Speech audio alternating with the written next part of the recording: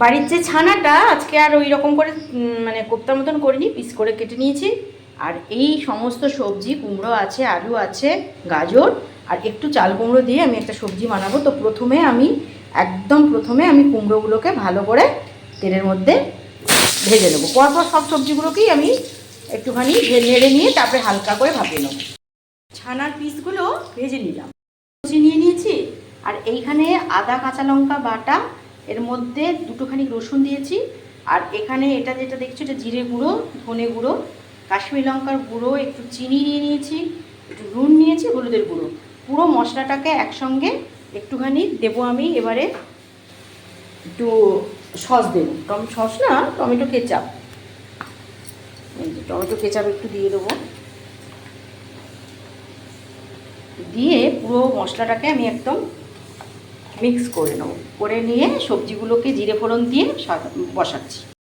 তেলের ওপরে জিরে দিয়ে দিয়েছি আর তেজপাতা ফোড়ন দিয়ে পেঁয়াজ দিয়েছি। আর যেহেতু এটাকে তেলে নেড়ে রাখিনি চাল কুমড়োটাকে, এর মধ্যে আমি মেশানো মশলাটা এর মধ্যে আমি অ্যাড করি। মশলার সঙ্গে চাল কুমড়োটা একদম সুন্দর করে আমার কষা হয়ে গেছে। এইবারে এইখানে যে আমার ভাপানো সবজিগুলো আছে, এইগুলো এবার আমি অ্যাড করে দেবো। আর ব্যাপারটা হচ্ছে ঝমঝম করে বৃষ্টি পড়ছে। এবার এই মশলার সঙ্গে হালকা করে ভাপানো সবজিগুলোকে আমি ভালো করে নেড়ে নেব। মশলার সঙ্গে সমস্ত সবজিগুলো একদম মানে লটপট হয়ে গেছে। এবারে আমি এর মধ্যে দিয়ে দেবো একটু কাসুরি মেথি দিয়ে দিলাম। এবার এর মধ্যে আমি এই যে ভাজা ছানা, অলরেডি ভাজা আছে বলে বেশি আর আমার কসরত করতে হবে না,